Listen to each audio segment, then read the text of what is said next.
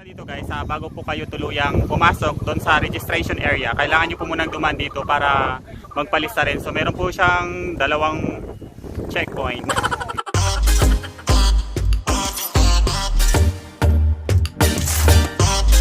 Yun na nga, nasa biyahe na kami papuntang Dipalo River. Dipalo River? Oh. Dipalo River dito sa Pangasinan. Yes. Kasama namin ng isa pang Reyna ng Reyna ng mga notables. Magaling po siyang kumanta, matataas na nota ang kanyang kayang abutin. Ito rin, kumakanta din to ng nota. With big size. Yeah. Big size nota and then super high notes. Lalo nang nasa likod. Naku, Veterana. veterano yan.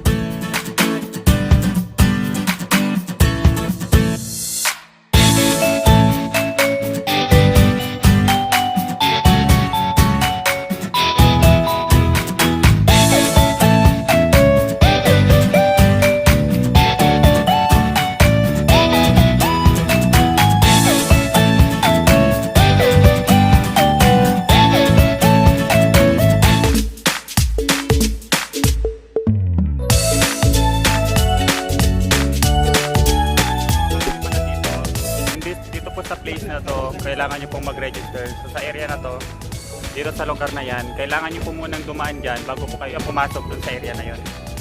Doon.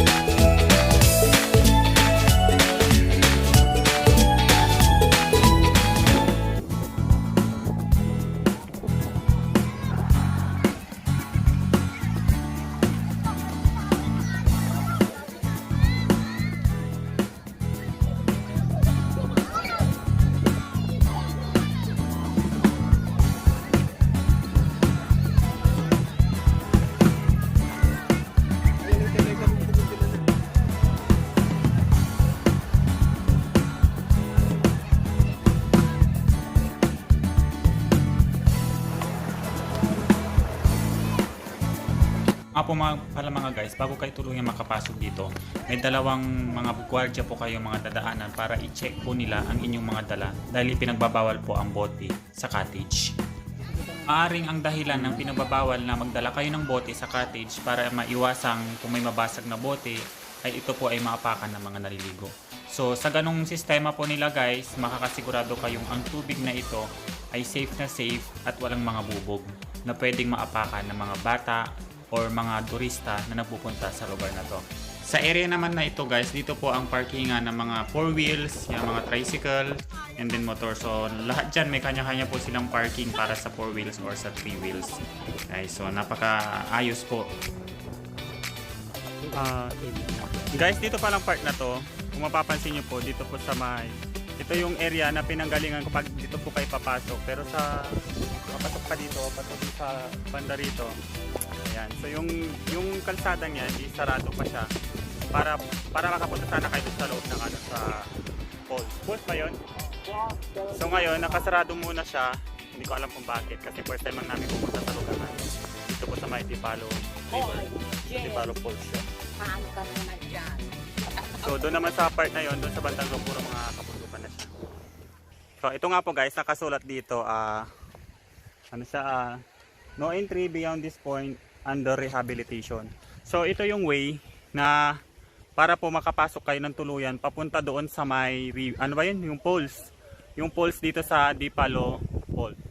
Yun nga lang, ang nadatan namin isarado siya. So hindi kami nakapunta doon sa may falls. So bandang lugar pa po yun doon. Para sa kaalaman nyo guys, ang Dipalo Falls po or Dipalo Rivers, open ng Dipalo Falls or Dipalo Rivers Monday hanggang Linggo.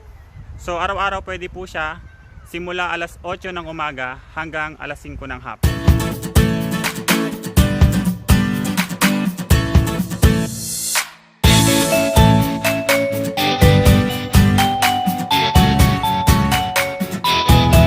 Nga po guys, para sa mga manginginom at magdadala po kayo ng sarili yung baon like yung alak. So hindi nyo pwedeng dalhin yung alak na nakabote doon sa cottage na rerentahan nyo dito po sa may Dipalo Rivers or Dipalo Falls. Pero kung wala man kayong dalang alak, meron din po di sila ditong malit na store para po makapag-purchase kayo ng alak. Sa ngayon guys, nang bumisita po kami dito, wala pong entrance fee. So sa ngayon, masasabi ko, free po yung free yung slot na papasok kayo dito, wala po kayong babayaran. Cottage po pala guys, yun po siya. Yan, yung mga cottage po nila dito, 150 po yung rent. So available siya hanggang alas 8 hanggang alas 5 ng hapon.